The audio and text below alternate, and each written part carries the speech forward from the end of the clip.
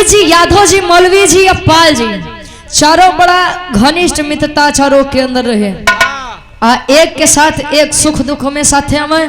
तो एक दिन कुछ दिन बाद डब्लू गुरु जी चारों जब फिर से एकत्रित हुए तब पंडित जी एक बात कहे कि यादव जी, गांव के बगली जवन गांव बा वहाँ मेला लगा बा दशहरा के, अब चलो मेला देखिए और साथे साथे कुछ टाइम भी पास हो जाई।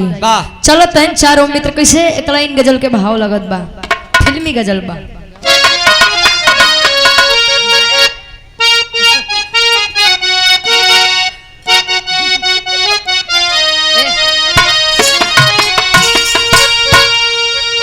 अरे मेरा जिंदगी के मालिक, मेरे जिंदगी के मालिक, मेरे दिल पे हाथ रख दे, मेरे दिल पे हाथ रख दे,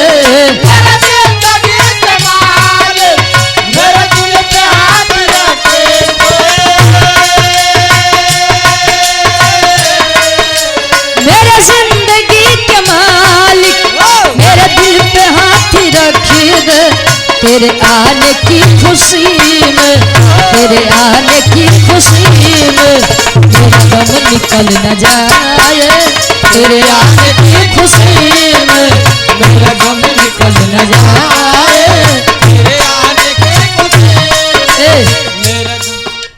लेकिन माता पिता न होते, हम न होते, आप न होते, ये पूरा संसार न होता।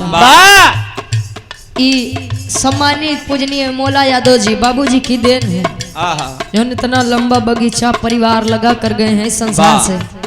कहे सावनी गुजर जाने पर जल की कद्र होती है, इंसान चला जाता है पर कीर्ति अमर होती है।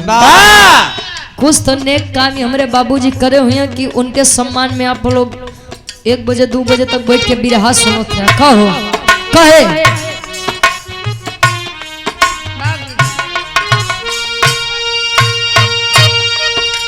माता पिता न होते,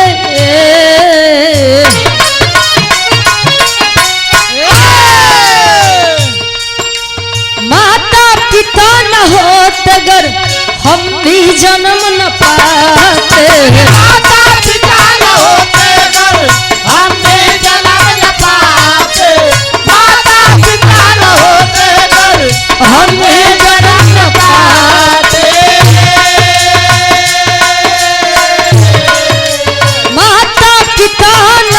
अगर हम ही जन्म न पाते, संसार में उजाला, संसार में उजाला, अरे होता नहीं कहीं पर, संसार में उजाला होता नहीं कहीं पर, संसार में उजाला होता नहीं कहीं पर।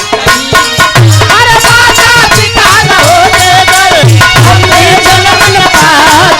माता पिता न होते अगर हम ही जन्म न पाते, संसार में उजाला, संसार में उजाला होता नहीं कहीं पर, संसार में उजाला होता नहीं कहीं पर। और आप सम्मानित हृदय के गार्जियन जी हमारे बड़े भाई राहुल यादव जी, आपके द्वारा ये हजारों हजार रुपए का सम्मान हमारा और पूरी टीम का भी सम्मान किया गया। बहुत बहुत धन्यवाद भाई के आशीर्वाद के चारे कि हम बच्चे अपनी कला में कामयाब रहे। कहे माता पिता न होते अगर हम भी जन्म न पाते, संसार में उजाला होता नहीं कहीं पर। ये माई बाबू के देन बा। कम मंजीत भैया कि भदोही से चल के तू बिहार के धरती पर ढोल बजाओ थे के कर देन बा, इनके माइक देन बा, बाबू के देन नहीं बा, दोनों जने के। ए भैया चारों मित्र, अच्छा तू लोग अपन मजाक नीचे कर हो। अब उनकर मौसी तोहार भौजी, उनकर भाभी, हमरे तो कुछ समझे नहीं आओ कि तू लोग मजाक कहाँ से करत है। चारों मित्र चल दिए। अब मेला देखे बदे जब चल दिए तब पंडित जी के रास्तों में लग भूख। एक बात आप लोग जान ला कि जो ले पेटे में चूहा कूदत है तो कोनो काम नहीं अब हमारे आत्मा से पूछो का गुरुजी। हाँ पूछो नीक नहीं लागत बा। ए भैया पंडित जी जब चले तो कहे यादव जी अब देखा जल पेट पूजा नहीं हुई अतल अब पंडित तिहार से एक कदम आगे नहीं बढ़ रहे हो। तो यादव जी कहें कि अरे यार जंगलों में तुम्हें का लेके आई कहें तू अहिर बिरादरी के आदमी है तनी सा दूध के व्यवस्था करा बाकी पाल जी और मौलवी जी तनी सा चावल और लकड़ी के व्यवस्था करें बाकी कम हम देख लेते हैं। अच्छा जब व्यवस्था करते हैं कब मंजीत भैया जब व्यवस्था करते हैं तो होत का कहानी के शुरुआत यारे से बा नजम के भाव लगत बा।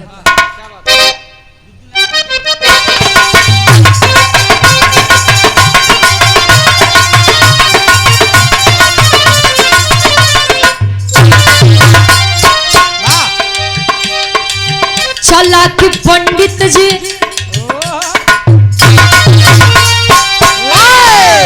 चला कि पंडित जी तब तीनों से दिखाने लगे चला कि पंडित जी तब तीनों से दिखाने लगे बड़े जाति की सोच भोजन खुद बनाने लगे।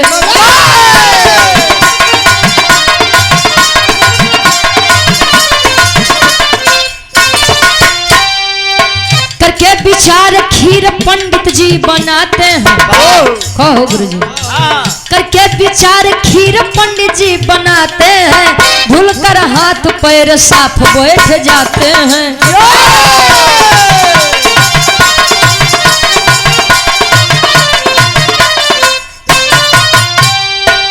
बन जो नार कसे पंडित जी है शोध किए बन जो नार कसे पंडित जी है शोध किए बन जो नार कसे पंडित जी है शोध किए बन जो नार कसे पंडित जी है शोध किए गजब की खुशबू का के मन ही मन में लोभ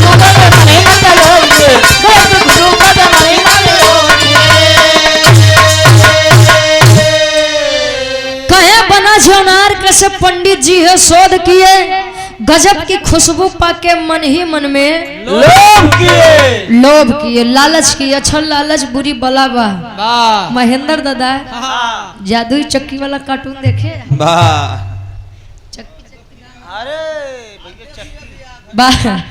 तो ये बड़ी अच्छी सीख बा कि लालच बुरी बला है और हकीकत बात है संसार में अगर आदमी कही है तब जब पैदल चलता हूँ सोचता है हमरे लगे साइकिल आ जाओ जब साइकिल से चलता हूँ सोचता हमरे लगे 2 चक्का आ जाओ बाइक आ जाओ जब बाइक से चलता हूँ सोचता है बुलोरो आ जाओ जब बुलोरो से सोचता हूँ हमरे लगे स्कॉर्पियो आ जाओ स्कॉर्पियो ले फॉर्च्यूनर है रहते क्या खुशबू है भाई।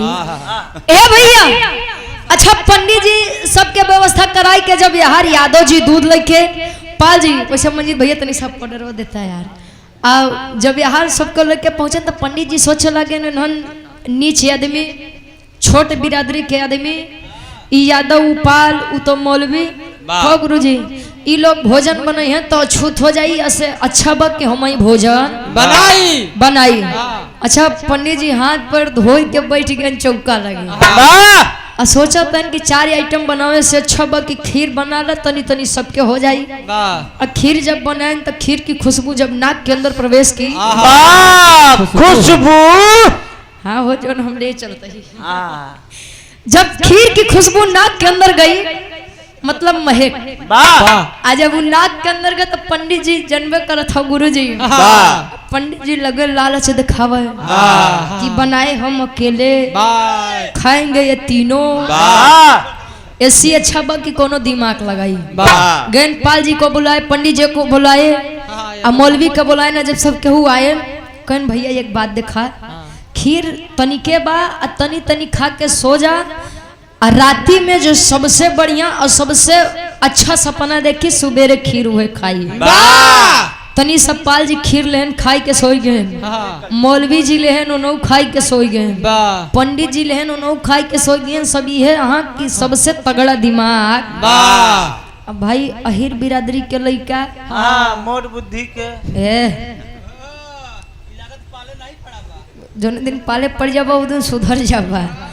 ए भैया अब अहिर बिरादरी के लड़का खाए पिए में शौकीन अब ओकर तनी सा खीरी में का होई यही पेट गहीर तू भरे जाता वाह देखा भाई देखा कि ढेर अगर गलती हो जाए बोले में तो खाली ये नहीं के पकड़े हाँ नहीं तो अब प्रतापगढ़ हम लोग नहीं जाते बाकी सट्टा के देखे उनके मेहरारू लड़का नहीं है ठीक बताओ। अच्छा जब तीनों जने सोते हैं तो पंडित जी के बगलिया अहिर बिरादरी के लड़का सोवा बा अजले पेट बोल है तले यादव जी उठ के बैठे खाली वह खीरी के बर्तन देखें जब देखें तो होत का एक लाइन तरज लगत बा ई गीत अपने जमाना में बड़ी मार्केट में रही और आज भी बा कैसे कोनो लड़की कोनो लड़का से कहे इनके जमाने वाली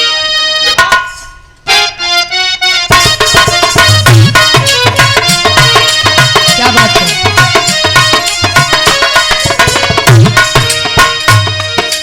हो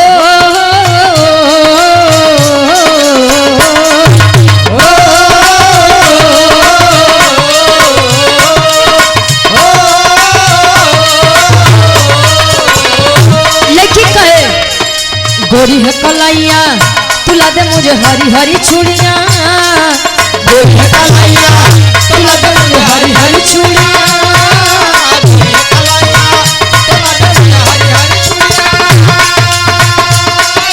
गुरु जी सावन के महीना 29 जुलाई से चालू हो जाए तो जान ला मेहरारू कुल हरियर हरियर दिखाई हाँ कुल हरियर आई जी मेहरारू हरियर चूड़ी हरियर साड़ी यहाँ से बता देते कि चाची के खरीद दी हाथ काम में आ जाए लड़की डिमांड करत बा गोरी है कलाइया तुला दे मुझे हरी हरी चूड़ियां अपना बना ले मुझे बाल माँ गोरी है कलाइया तुला दे मुझे हरी हरी चूड़ियां अपना बना ले मुझे बाल माँ गोरी है कलाइया तुला दे मुझे हरी हरी चूड़ियां अपना बना ले मुझे बाल माँ। लेकिन उ लड़का यादव बिरादरी के लड़का लेटा बा सोवत नहीं बा खली जागत बा आया बदे कि जो ले पेटे में कुछ सही से जाई ना तो नींद कहाँ से आई अब तले वो सोचत बा नींद याद को ना आए बाकी तीनों सोई जाए नींद याद को ना आए बाकी तीनों सोई जाए नींद याद को ना आए बाकी तीनों सोई जाए नींद याद को ना आए बाकी तीनों सोई जाए खिरिया खाई गई रे आधी रात में मेरे हाथ को ना आए बाकी तीनों सोई जाए खिरिया खाई गई रे आधी रात में मेरे हाथ को ना आए बाकी तीनों सोई जाए खिरिया खाई गई रे आधी रात कहे नींद यादव को ना आए बाकी तीनों सोई जाए खिरिया खाई गई ले आधी रात में विचार करिएगा पंडित जी का खाली यही कहना था कि रात में थोड़ा सा खा के सभी सोएंगे जब सुबह होगी चारों अपना अपना सपना बताएंगे कि रात्रि में उन्होंने सपना क्या देखा है और जिनका सपना सबसे अच्छा होगा सुबह खाली वही आदमी खीर खाएगा पंडित जी मौलवी जी पाल जी तीनों लोग तो सो गए लेकिन वो यादव के लड़का जागत बा वो विचार करे कि यार अगर खीर खा ले तो तीनों जने सुबेरे उठिए तो बड़ी मार मरी है ऐसे मार मरी है कि उसको वो हम मरवाए न हो। अच्छा विचार करे तो भाई अब पेट पूजा के आगे मजबूर कहें कि अब जाते हम खीर खाए बदे यारी दोस्ती टूटी तो टूटे दा लेकिन पेट पहले भरे के चाहिए गए प्रेम से बर्तन हटाए ढक्कन हटाए और धीरे से जितनी खीर रही कुल पलट के कुल खाए गए जब खाए गए तो फिर से ढक्कन ढाक के चल दिए सोए बदे अब तो पेट भरा बा अब तो नींद बड़ी बढ़िया आई जब चल दिए सोए बदे तो सुबह भवा तब पंडित जी पहले पाल जी के उठाओ तेने पाल जी पाल जी तनी उठा हो राती वाली बात याद बना राती में सपना देखे हाँ अब पाल जी कुछ सपना देखें तब तो बतावे देखा पाल जी दिमाग लगाओ तन कि महाराज देखिए मैं सो रहा था और सोते सोते मैं 5वें आसमान पे पहुंच गया। वाह कहीं 5वें आसमान पे क्या करत रहा, कहीं कि बस सोते सोते पहुंच गया। वहां से मृत्युलोक का नजारा बड़ा बढ़िया लग रहा था। वाह पंडित जी कहें कि अरे साला ये पाल तो बड़ा तगड़ा दिमाग लगा रहा। वाह अच्छा गए मौलवी जी लोग कहें तू बतावा, पाल जी तो 5वें आसमान पे रहे, तू कहाँ रहा? हाँ मौलवी जी बोले। मौलवी जी कहें कि तो खाली 5वें आसमान पे रुक गया, वाह हम तो सोते सोते 7वें आसमान पे पहुंच गए थे। वाह 7वें आसमान पे। हाँ हो, जब ज्यादा आदमी प्रसन्न होता है तो यही कहता है कि ऐसा लगत बा जैसे आज हम 7वें आसमान पे उड़ते हैं। वाह कहे वहां से स्वर्ग लोक का नजारा इतना बढ़िया था, इतनी सुंदर सुंदर अप्सराएं। वाह काली काली नृत्य कर रही थी। काली काली कई दिल के बड़ा साफ आदमी है, वाह इनका काली नारियां भी बड़ी सुंदर लगती हैं। वाह वाह कहे कि इतनी सुंदर सुंदर अप्सराएं नृत्य कर रही थी, महाराज तू झूठे हमके उठाए दिया। वाह पंडित जी कहें कि अब इन्होंने से तगड़ा दिमाग लगावे पड़ी। वाह पंडित जी कहें कि पाल जी 5वें आसमान पे थे, मौलवी जी आप 7वें आसमान पे थे, मैं तो सोते सोते क्षीर सागर पहुंच गया। वाह क्षीर सागर। क्षीर सागर में केकर निवास बा मंजीत भैया? लक्ष्मी जी और विष्णु भगवान के। कहन कि ए पंडित जी जब तू क्षीर सागर में पहुंचे रहे तो लक्ष्मी जी और विष्णु जी का करत रहे? वाह कहें कि लक्ष्मी जी हमार पांव दबावत रहे। वाह तो विष्णु कहाँ रहे? अब विष्णु जी पिछवा बैठ के हवा करत रहे। वाह पीछे। अरे यार सिरहाने लगे बैठ के। कहे कि अच्छा यादव जी इतनी बतिया दिखाऊ जागत अंकन दिखाई के साले के, वाह मतलब तनी सा खीर खाए बदे ई लक्ष्मी जी से अपन पांव दबावत बा, विष्णु जी से हवा करवावत बा, वाह जो करे पूजा कथा कही के इनकर पेट भरत बा, हाँ और नहीं से ई पैर दबावत हैं जा सारे, वाह तो का नरकों में नहीं ठेकान लगे। वाह जा तोरे भड़ो रहो के रहना पड़ी। अच्छा अब पंडित जी तब मार प्रसन्न हो गए कि कुछ हो खीर हम ही खा गए। यादव जी का लोग कहते हैं कि यादव के बुद्धि अहिरे के बुद्धि। हाँ 12 बजे खुला था। अब कौने 12 बजे खुला था ये केहू नहीं बतावा। वाह ए भैया ए! कोई नहीं है, अहिर बिरादरी के इंसान कितना ले बुद्धि लगाई। वाह ई 5वें ई 7वें तो ज्यादा ज्यादा ई 9वें आसमान पे पहुंची और कहाँ पहुंची? वाह अब के बतावे कि वो यादव बिरादरी के लड़का वो राती 12 बजे अपन दिमाग लगाई ली। वाह कुल खीर खाई के बाद कहें जब खीर है नहीं बा तो सरऊ खाबा का वाह बोला जितना झूठ बोले खोए। आ जब गए यादव जी के लगे, यादव जी के उठाओ तो कहन का यार पंडित भाई घरे मेहरारू परेशान कर या तू कर घरे मेहरारू नहीं सोवे देत बा, यहाँ तू नहीं सोवे देता का दिक्कत बा? वाह कहें कि देखिए पाल जी 7वें आसमान पे थे, वाह 5वें आसमान पे, मौलवी जी 7वें आसमान पे थे, वाह मैं स्वयं क्षीर सागर में था, तू कहाँ रहा? वाह अब लगे देखा यादव जी दिमाग लगाओ तो लगा हाथ जोड़ के रोवे। पंडित जी अब का बताई जानला बड़ी तकलीफ हमारे ऊपर बीती। तोहरे ऊपर।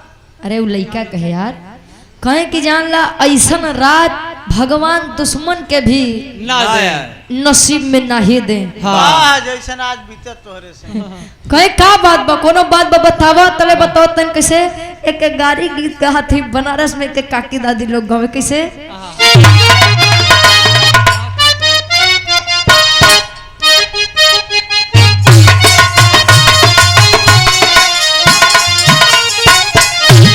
अरे खतिया आई गयो, खतिया आई गयो शहर बनारस से, खती आई गयो, खतिया आई गयो शहर बनारस से। तनी सायौरी आगे जा भाई, हमारे जौनपुर उत्तर प्रदेश में लोग गावत हैं। अरे सुई डोली गई, सुई डोली गई कलाई बिछे घड़िया मेरे, सुई डोली गई, सुई डोली गई कलाई बिछे घड़िया में। आज हमारा घड़ी भुलाई गया यार। अच्छा मुझे तो ढेर ऊंचा सुना था। कहो कहे अरे दुल्हा के बहिनी बाजार करे जाली, बाजार करे जाली, बाजार करे जाली सुई डोली। अच्छा काकी दादी लोग बड़ी चालाक होती। वाह ये लोग जब गाड़ी गीत गाओ थे शादी ब्याह में तो नाम नहीं जानती तो खाली करीबा शर्ट वाला हई टोपिया वाला। वाह ए मुंडा हवा। अच्छा हमार लोग के तो कभी होते लेकिन काकी दादी लोग के कभी ना होते। जवन पावत ही तन ओके जोड़े चली जाती। वाह ए भैया अब यार यादव जी अपन दिमाग लगाते हैं। का दिमाग लगावे? अरे भेटाईगा भेटाईगा मछंदर लईके मोटकी लाठी हो भेटाईगा। अरे भेटाईगा मछंदर लईके मोटकी लाठी हो भेटाईगा। अरे भेटाईगा मछंदर लईके मोटकी लाठी हो भेटाईगा। कहे रतिया में हमके उदेह से बेलावा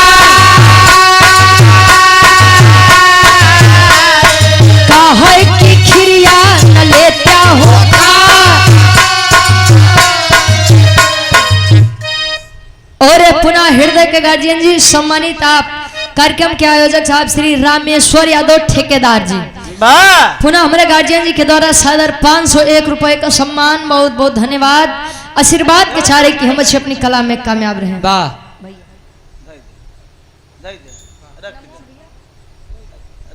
अच्छा भाई हमारे ये बहुत प्यारा सम्मान आशीर्वाद के चाह रही भैया भैया।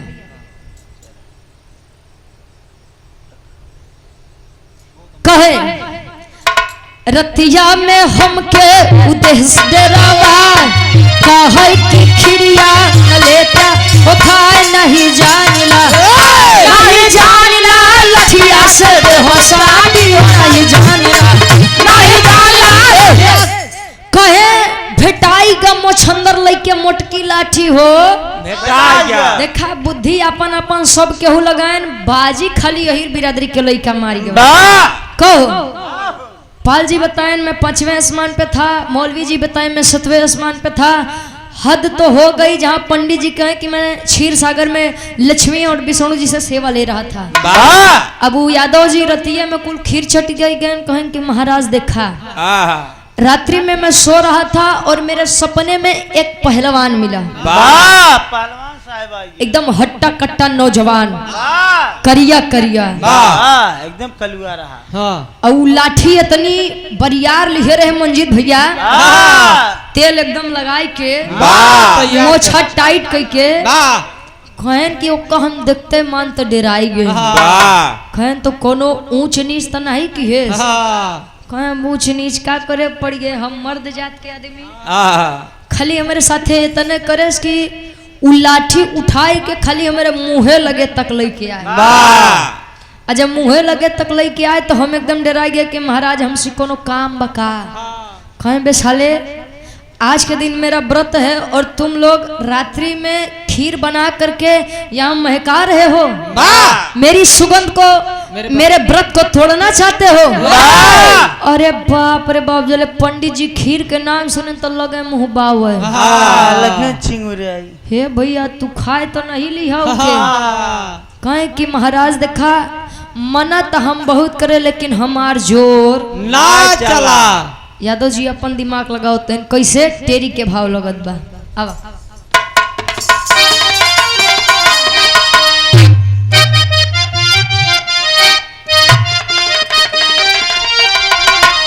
अरे चतुराई चारो अरे कैले जम के अरे चतुराई चारो कैले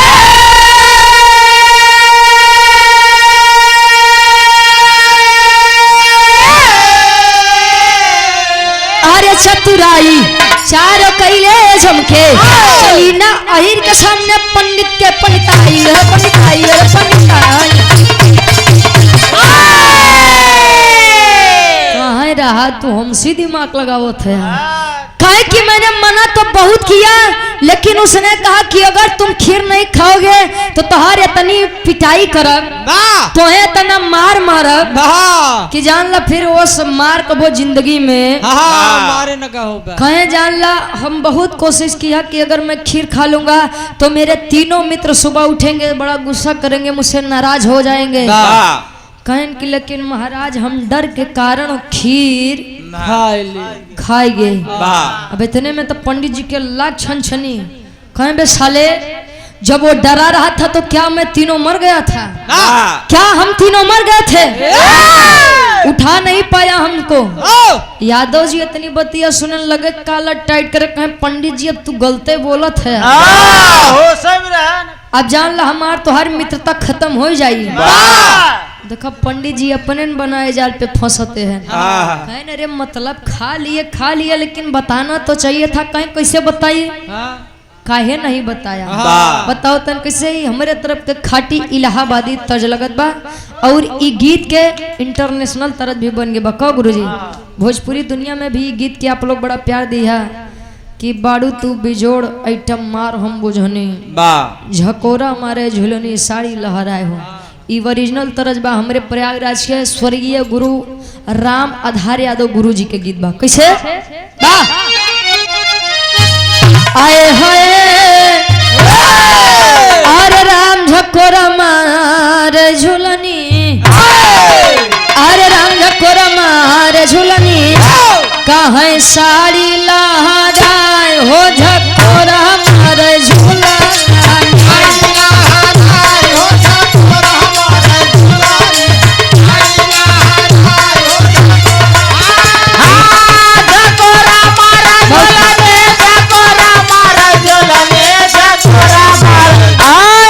साड़ी लहराए हो झकोरा मारे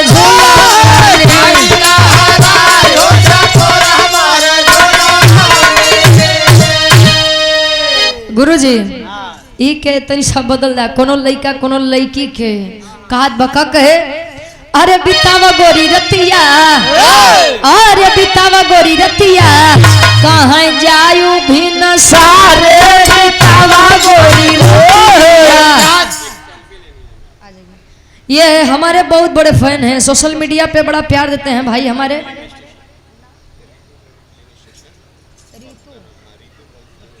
अच्छा रीतु ब्रह्म फीलिंग स्टेशन, ये भाई हमारे अनिल यादव भाई के द्वारा ये सोशल मीडिया पे बड़ा प्यार देते हैं, सम्मान देते हैं, फेसबुक पर, इंस्टा पर और यूट्यूब पर। भाई के द्वारा सादर 200 रुपए का सम्मान, बहुत बहुत धन्यवाद भैया। खींच ले भैया। क्या कहना है? कहे बितावा गोरी रतिया जायू भिनसारे, भिनसार का मतलब अगला दिन। वाह कहो अब जैसे हम आज का तारीख रहे हो 16 तारीख क्या रहे, 17 तारीख होगी बाद 17 के सिवान से जा। वाह कहो गुरुजी, लेकिन जब इतनी बतिया पंडित जी कहें कि मुझे क्यों नहीं बुलाया तुमने, तो यादव जी अब देखा उन्हीं के बनाए जाल में उनका फंसावत है। अरे बोलाई कैसे पंडित जी, अरे बोलाई कैसे पंडित जी, तू रहा क्षीर सागर, बोलाई कैसे पंडित जी, क्या बात है? बोलाई कैसे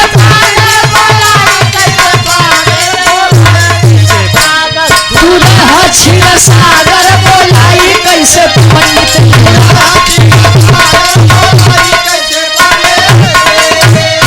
कहे मौलवी भाई गवा रहे सतवे आसमान पे, पाल न आए पानी फिर गया रमान पे, अरे तोहर सेवा करत रहली,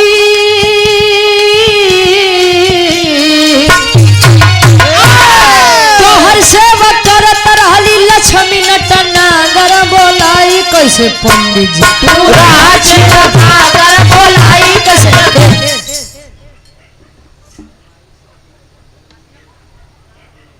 अच्छा राहुल यादव भाई हमारे 100 रुपया इनकर फरमाइश बा, हिले के पलंगिया तो रोज हिलता वाह। ये गीत के हालांकि हर कलाकार गाए थे और सभी का गुरुजी सभी के मार्केट में रहे, लेकिन ये गीत के आप लोग हमारी आवाज में पसंद ज्यादा करत है। कहीं से ये गीत होगा 2-4 तरह जरूर होगा कि कोनो भी मंच पे जा ओके 2-4 बार गाए बिना कल्याण नहीं होत बा। कहे बोलाई कैसे पंडित जी तू रहे क्षीर सागर। वाह कहे कि पंडित जी अब तू ही तो कहा कि तू क्षीर सागर में लक्ष्मी जी से पांव दबावत रहा, अब विष्णु जी से हवा करवावत रहा। कहे कि अब इसके आगे मैं क्या ही बोलूं। कहे मौलवी और पाल कहाँ थे, कहे इहो लोग का कम रहन का। मौलवी जी 7वें आसमान पे घूमते हैं, पाल जी 5वें आसमान पे घूमते हैं। बड़ा मित्रता करत है। उस समय मित्रता कहाँ रही जब तीनों जने हम कई अकेले सुनसान जंगल में छोड़ के आसमान के भ्रमण करत रहा। अब वो हमका डरवाए अब हम डराए के कुल खीर खाए गए वो हमार कोनो दोष नहीं बा। अब जान लो पंडित जी लखे पाल जी का, पाल जी देखा मौलवी जी का, मौलवी जी दिखाए पंडित जी का, लगे गरियावा कहे के सारे के चक्कर में नहीं खाए और नहीं खाए। और जब लगे गरियावा तो पंडित जी कहे कि ये भाई देखा गरियावा मत जान ला यार लागत बा करेजे पे। हाँ मारे खो तो 2-4 झप्पड़ मार ला लेकिन गरियावा मत। ए बरे कहना बग कि संसार में केहू से ज्यादा दिमाग न लगाव करा। तू बाप बनत है तो तोहरो बाप केहू बन के बैठा तोहरो बाप। धरती वीरों से खाली नहीं है। सोचत हैं तीनों कैसे आल्हा के भाव में कवि जी प्रमाण देते हैं।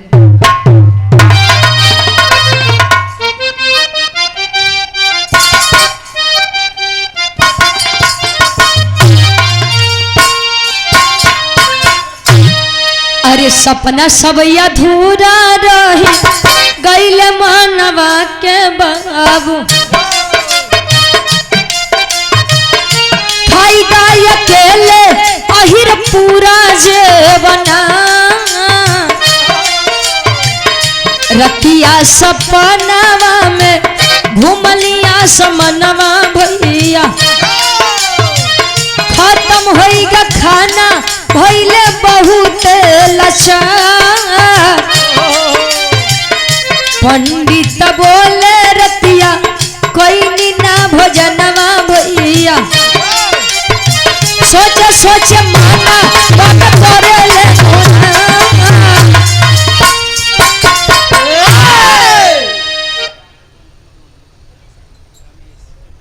रमेश यादव बंटी बबली दुकान। अरे वाह ये आपके द्वारा 100 रुपया बहुत बहुत धन्यवाद। आशीर्वाद के चारी अच्छा हमारा कार्यक्रम रहे आपके सिवान में 23 जनवरी के सरस्वती पूजा पे। तो मेन बॉर्डर से हम लोग आवत रहे तो प्रशासन रोक लिए। कहीं कहाँ से आ रहे हो, कहीं भैया उत्तर प्रदेश से, कहीं शराब पी के आ रहे हो। अच्छा उतर के बताए कि भैया उत्तर प्रदेश से आ रहे हैं प्रतापगढ़ में, यहीं सिवान में बिरहा है हमारा, जाने दीजिए। अच्छा पहचाने तो छोड़ दिए भैया। अब वो हर सरस्वती पूजा में पहुंचे तो 1-2 आदमी के छोड़ कमेटी में कुल आदमी मस्त एकदम। हम कहे जब कुल कमेटी में आदमी मस्त है तो चेकिंग भाई ए भैया। तो आप के बिहार के एक गवैया हैं, बड़े अच्छे कलाकार हैं, तो हमारा उनसे कार्यक्रम रहे। कहीं रुचि एक बात बताइए कि खाली नाम भर बिहार में दारू बाकी तो जैसे उत्तर प्रदेश में ईश्वर का याद करा तो वही मिल जाते हैं, वैसे बिहार में खाली ओके याद करे तो हर घर में मिलत बा।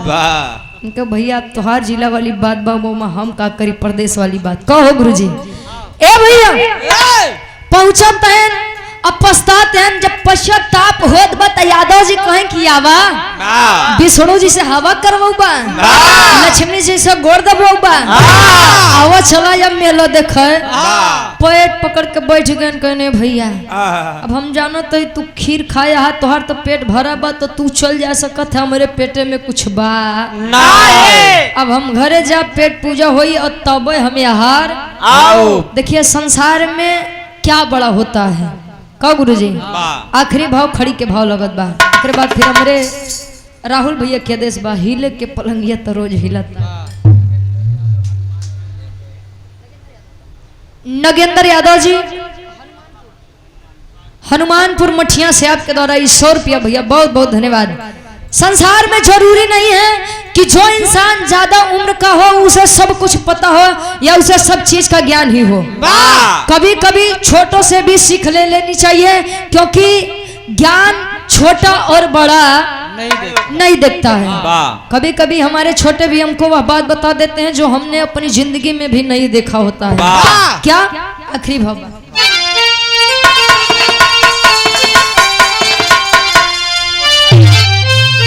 अरे अनुमान से बड़ा बड़ा अनुभव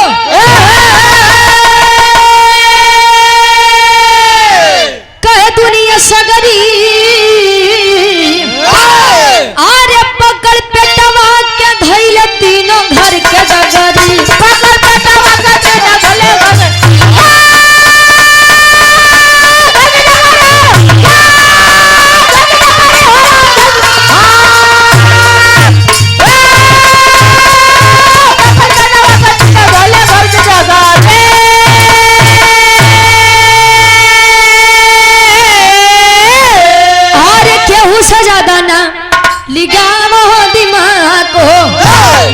सोचल सपना में लग जाइया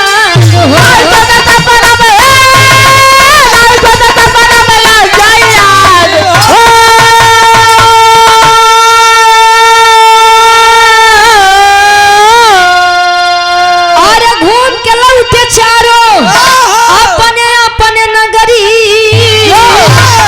पकड़ पेटवा के धैल तीनों घर के कहे अनुमान से बड़ा अनुभव कहे दुनिया सगरी। अनुमान से बड़ा अनुभव होता है। अनुभव बा तो सब कुछ बा, अनुभव नहीं बा तो कितनो अनुमान लगावो कोनो काम के नहीं भी रहा। ये से सीख दे तक केहू के अपने से कमजोर ना समझे न समझे के चाहिए। कुछ आदमी हैं कि अपने दुश्मन को बड़ा कमजोर समझते हैं। का करे सारा। हाँ, लेकिन अगर तू 10 हाथ मरबा तो अगला 8 हाथ तो मरबई करी। इसीलिए कभी भी किसी को अपने से कमजोर नहीं समझना चाहिए। आखिरी में खानदान के परिचय बा। गुरु बिहारी, गुरु गणेश, गुरु रामलाल, गुरु गाये सर्वसा चंदिका कवि बच्चन जी अब हरिसाये हो। आर्य चतुराई चारों कैले झुमके ग्वाले वंशी रुचि ज्ञान की ज्योति जलाए। चतुराई चारों कैले झुमके